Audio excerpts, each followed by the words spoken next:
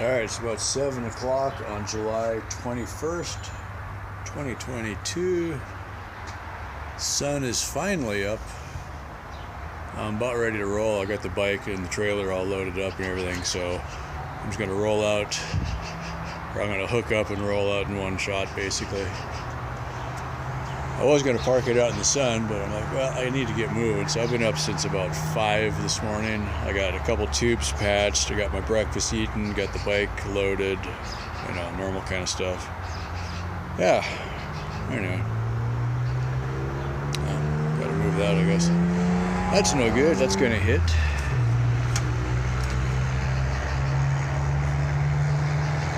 Every time I think I've got a good idea, I don't think it through all the way.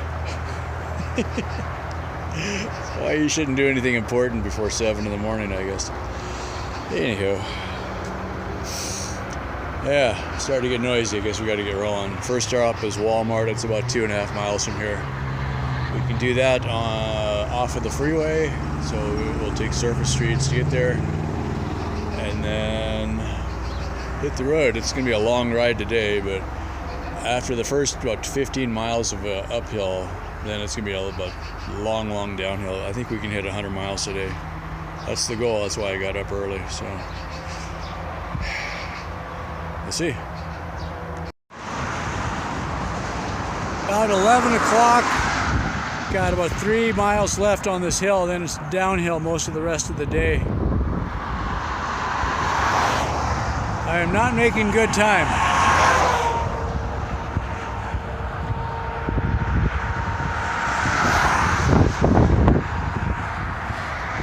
Just gotta keep reminding myself it's a beautiful day and not worry about it. But at the same time, I would like to get to my next stop before it gets too dark. So I gotta make the best time I can. Also, the wind is kicking up, so I got a tailwind that's helping. If I can maintain a tailwind the rest of today, I should be in really good shape. So keep hoping for that.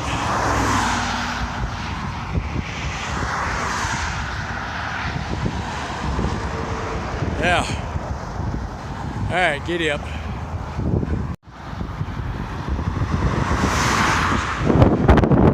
Okay, it's about noon now. I've got 88 miles to go. But we've got a really good tailwind, and I think it's going to be mostly downhill all the rest of the way. So I think we can do it. If we do, that'll be the first time over 100 miles. Guess we should quit talking about it, huh? All right, pretty good tailwind still. It's 2:30 and I got 66 miles to go. Oh man. The river sure looks nice. Had 2 flat tires on the rear of the bike already. Same tire, just keep getting wires.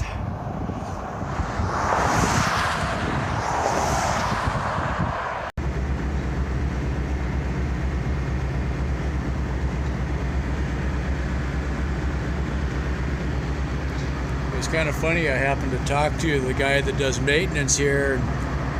He saw my bike.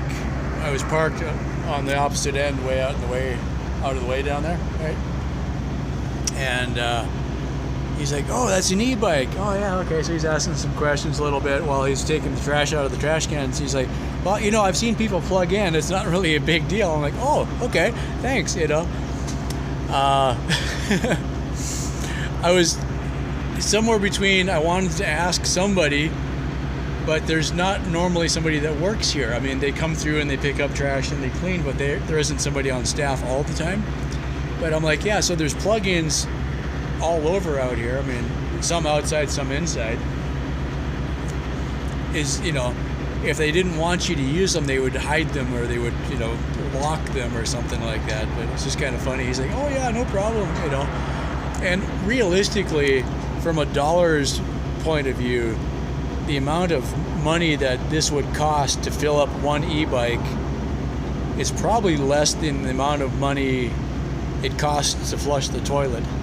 Right? It's pennies. It's not, because you're thinking, okay, you buy power by the kilowatt, 1,000 watt hours, and this is using, you know, just a handful, like 700 watt hours or something like that. I forget. I should look up my specs. I think it's 670 watt hours on these batteries. Okay, so it would be like a few dollars, if that. And I was solar charging it, so it's not even empty, right? So, yeah. Anyway, it's happening. So, got the bike charging. There's 4 flat tire tubes hanging there, plus this one is flat. Oh, I wanted to show this. So I get to the last Walmart in Bozeman, and they didn't even have 16-inch tubes for the trailer. There was 4 boxes for the tubes, and they were empty. So somebody had pulled the tubes out and left the boxes there. Yeah. Anyway, so their inventory probably still thinks they've got tubes, but they don't, which is even worse. So I'm looking around, and they didn't even have any slime, but they did have this. Now the funny thing is, I bought one of these and never used it because I went for like 3 weeks without any flat tires on the trailer, so I never put them in, and I mailed them home. So they're sitting on the ranch waiting for me probably. But what it is, it's just a thin ribbon. I think it's probably silicone. It is pretty it's flexible, but it's also pretty strong. So you put that inside the tire, and then you put the tube in, and this protects the tube apparently. So we'll see. I've now put it on each of the trailer tires, and I'm going to put this one on that tire because I've had like several flats today with that again. Whereas the front tire hasn't had a flat in quite a while, knock on wood. But I've only had 1 or 2 flats on the front, and it's constantly the back tire. So I'll try it on there and see if it makes any difference. This was, I don't know, $12 or something like that. So if it works, great. All right. Yeah. Also, I saw, but I didn't buy, Walmart does have that size of tire in stock. So at least at the last store. So I'll buy another tire and see if it's any better. This is probably I bought it at REI. It's a good quality tire. It's just not good for riding down the road. Okay, it's probably a really good gravel tire, trail riding tire. It was a $50 tire, but it doesn't have the hard layer that this one does. Anyway, I'm not going to get into selling tires right now. All right, so I'll figure out I'll figure out the stuttering. I'll figure out the miles in a minute because I forgot what I was going for. Hang on, I'm gonna fix something. I had the camera upside down. I'm always looking at the wrong side. That seems better, I guess. Sort of. Okay. If I don't look at myself, I won't be confused. That works better. Okay. So when I left Bozeman, I had set myself up for about a 112-mile ride, which I have not yet done on this bike with the whole load. Okay. So that would have been pretty epic if I could have done it. I wasn't really sure if I could. I thought, well, let's try, right? I think the reason I tried it though is one of the times when I Googled the camps or the rest stop I'm in now said it was closed. So I just assumed it wasn't available. All right. Now what I'm realizing is looking across the road, I don't see any cars at the other one. Maybe the other one is closed, but this one is open. So they would show up as 2 different locations. Maybe that's what happened. Okay, so from Bozeman, it would have been 112 miles to the next rest area. So that was kind of my plan. And I'm like, man, that's going to be a stretch. But I had a couple things going for me. Well, first I got up really early in the morning, like at 5.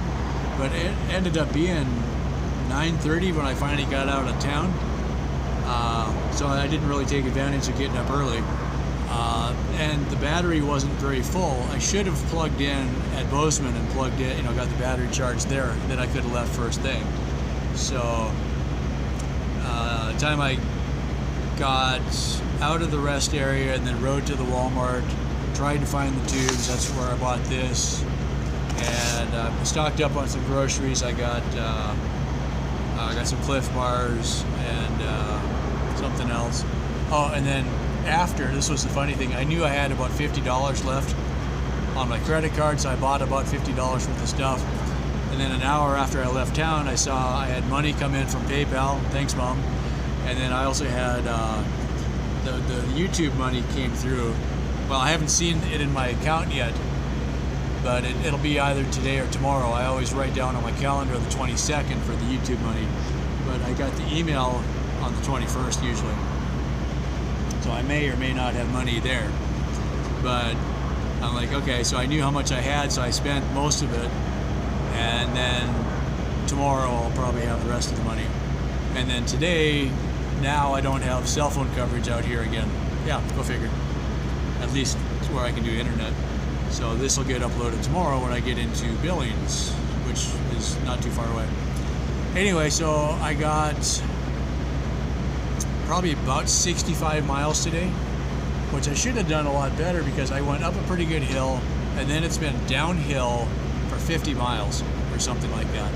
I don't know my exact elevation right now, but the elevation plot on the GPS showed basically I would be like gradually descending for like 1,000 feet of elevation in 50 miles or something like that.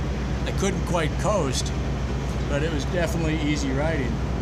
And then I had a tailwind most of the day and really good sunshine. So I'm like, I actually thought I could possibly make 100 miles. But since I got a later start and then going up the big hill, it was in the morning, I didn't have a full battery yet.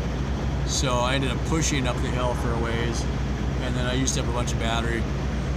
So anyway, by the time I parked here though, I got here at 5, and it was like, I wasn't expecting this to be here. And then I saw the blue sign, I'm like, oh, I am stopping now. I kept thinking, if I see a rest stop or anywhere that I can stop, I think I will, because I'm really getting tired. And it's been hot. I mean, even with the tailwind, that's kind of weird. You hate to complain about a tailwind, but if you're going in, if you don't have any wind, when you're riding, you get the breeze hitting your body, and that cools you off. When you're in a tailwind, the breeze is, you're keeping up to the breeze, and so you don't get the cooling effect. It's just backwards. So anyway, one of those things. Yeah, so I'm just about cooked. So, and then the funniest thing happened is, like, I get here and had the bike parked way on the end, out of the way, and I was sitting on one of the picnic tables, just kind of taking a chill and drinking my water, and this lady comes up, is that your bike?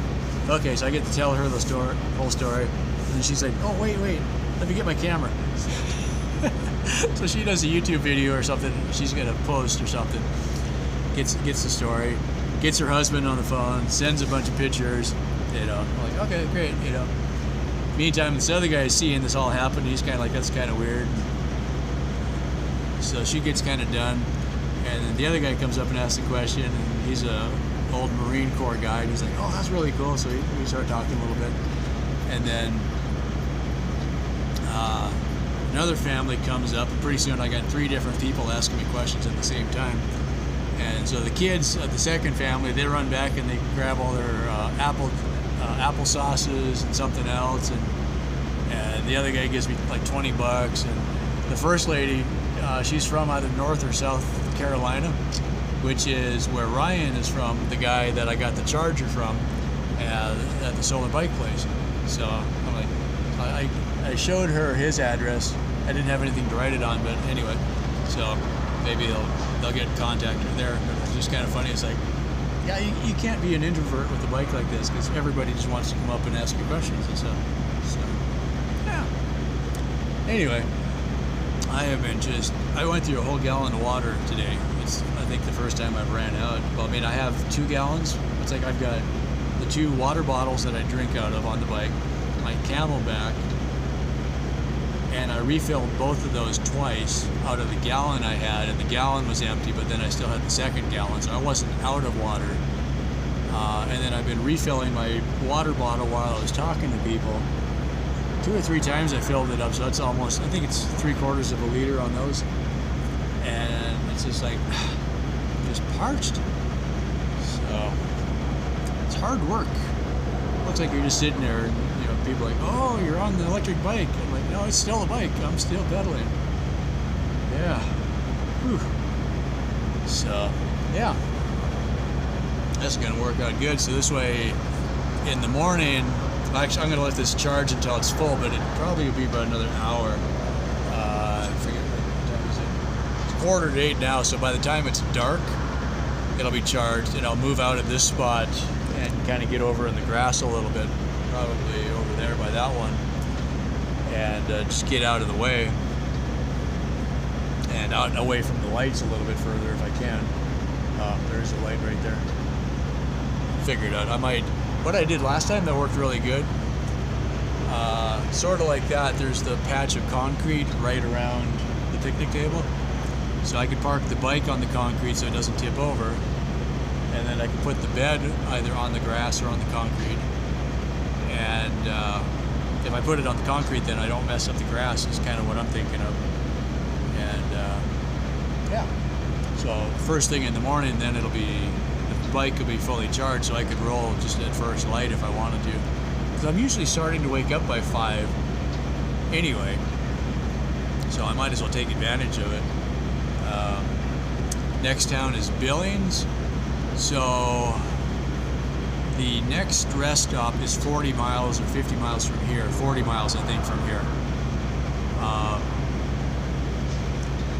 It's going to depend how I feel right at that point, because the last few days I've been really feeling like I'm wearing myself out, so I might just ride from here to the next one and stop, and then go through Billings and then turn south. So at Billings we turn south, the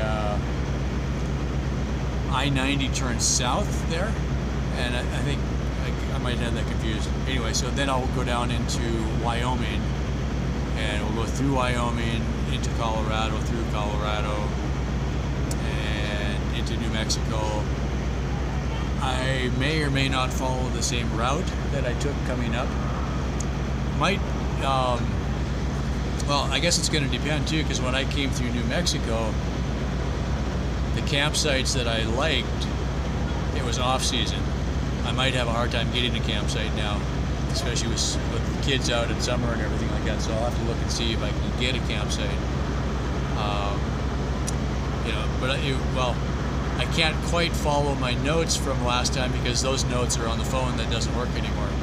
Yeah, so I put, you know, pins in the map of every place I stopped, so it'll be easy to figure it out, but I just realized that I don't have that anymore. Yeah, kind of sucks. Maybe I can fix the phone when I get home, hopefully. Yeah. Anyway. Yeah, this is one of the good camps, or the good rest stops. It's got like what I'm calling the private toilets and the sink and everything, so you can kind of get in there and clean up a little bit, and drinking water, and you know, plug in for the bike. So that's I was pretty excited when I came over the hill and realized it said rest area, not truck park. That's kind of the difference on the signs. So, yay! Scored there. So I've got my bagels from a couple days ago, and a whole 18-pack of Cliff Bars, and then the apple sauces that people gave me. That was nice. So we are set. Life is good. I think I'll let the bike charge first, then I'll work on patching tires. Unless I just do them in the morning, we'll see.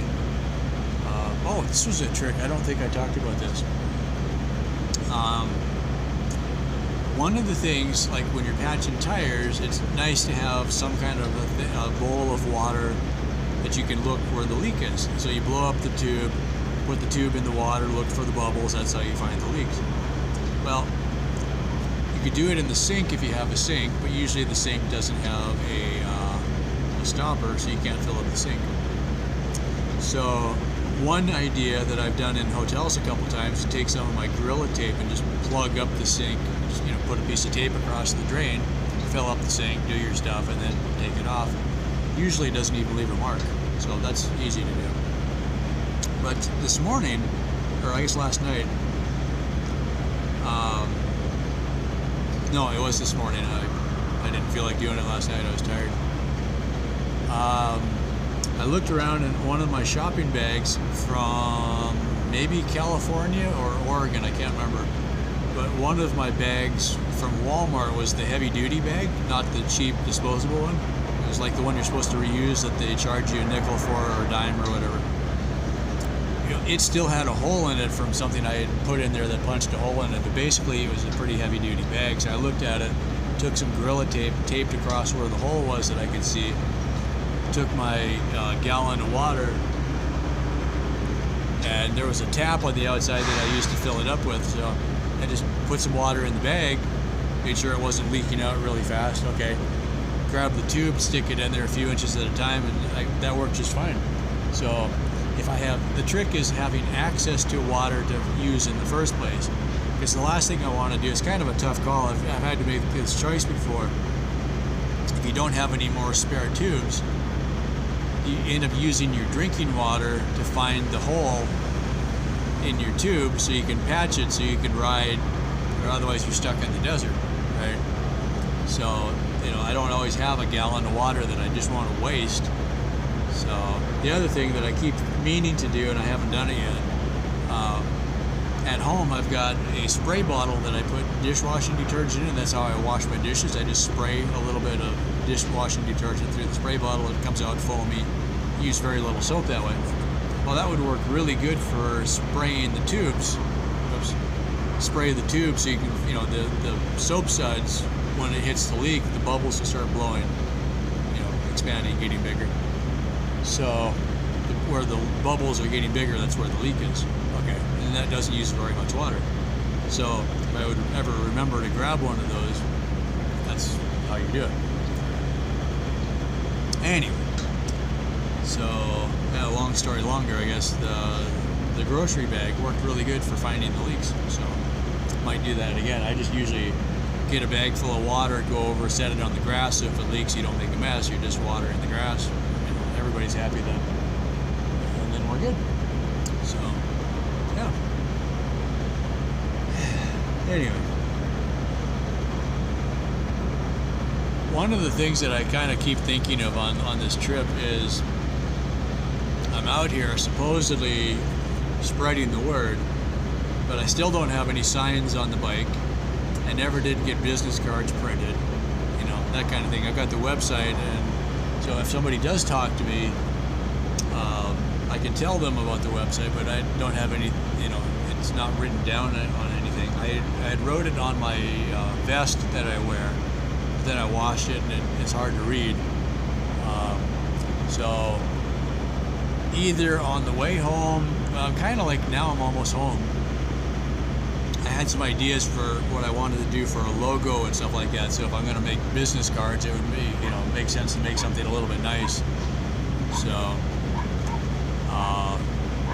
yeah, it's kind of like a kind of a trip in my head. It's like, well, and today really confirmed it, I guess.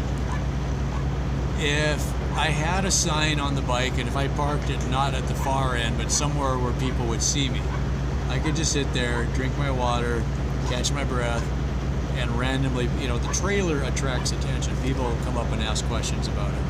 So I could, you know, I could show them the trailer, I could hand them a business card, you know, and off we go. Maybe, you know, not everybody, but if you know, you hand out enough cards, somebody will eventually check out the website.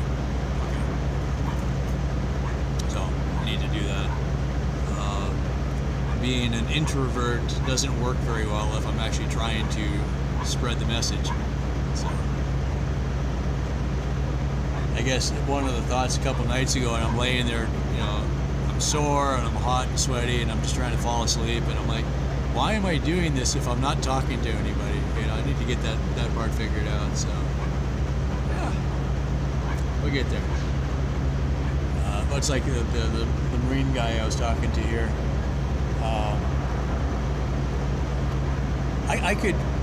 I could sit next to a Walmart for a couple hours in the morning and then ride to a rest stop for a couple hours and then ride to the next place and sit there for a couple hours. You know, I could go from town to town and probably have people giving me a few bucks here and there. Right? The guy just reached in his wallet, you know, as he's getting ready to leave and gives me 25 bucks. Great, thank you. You know, this is kind of the point.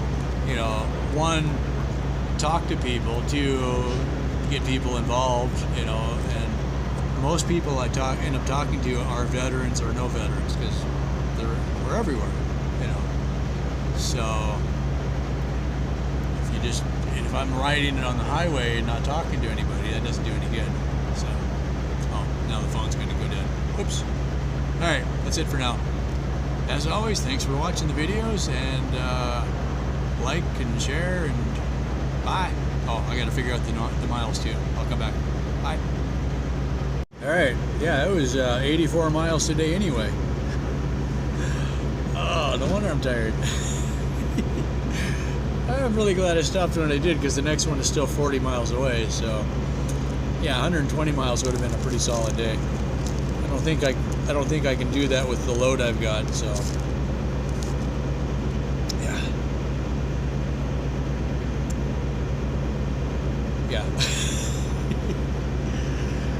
Yeah, it was, yeah, so 84 miles. Didn't get a super fast start this morning. Oh, and two flat tires on the bike on the rear, and then both of the trailer tires. So at least 4 flat tires. I've got 4 tubes that need patching, plus the tire on the bike again. So probably 5 flat tires. So that probably, I mean, I'm not super fast with changing the tires. It's like, because it's awkward pulling the wheel off the trailer, or I got the trailer hooked up to the bike. And this is one of the weird ones, is when I'm stopped, I want to be at least charging the bike. So if I disconnect the trailer, I have to make sure the wires are still connected, which is kind of awkward, getting the wheel off without knocking everything over. So there's room for improvement there. But if I could have it, you know, so I'll try to get the wheel off without knocking everything over, then gently lay the bike over and still leave the wires hooked up, because if I tear the wire, I'm really in trouble. But then at least when I'm messing with the tire, the battery's charging, so when you get ready to go, you've got more power than when you started. So that part's good. All right. Oh, and then yeah, this morning when I first got to the Walmart, I was going to let the bike charge a little bit while I was getting stuff inside, and I realized it wasn't charging, so I had to go back and double check all the connections, and one of them had wiggled loose a little bit, so I wasn't getting anything off the solar. I think it was working last night, so something when I was sitting in camp, because I unhooked everything once, so maybe I just didn't plug it in all the way. So it's just, you know, one of those things you got to make sure the battery was working with the motor. It's just I wasn't getting power from the solar to the battery is what happened. So just little things like that. This whole connection thing I've undone and redone so many times, and I cut and spliced and added to it. And yeah. Field expediency. It'll be much easier when I'm at home. Now that I've got this working, I can take it all apart and remake the whole wire harness from scratch, and just put on what I need and not have a bunch of random splices everywhere. So yeah, there's definitely room for improvement, and you know, if I can make an easy, quick disconnect that is where I need it to be, it would be very helpful. Little things like that. It's like the trailer. A lot of the wiring that I have now is left over from the first trailer, so none of the wires were quite the right length. Kind of had to hack it together. Anyway, I think that's it. I'm done. Bye.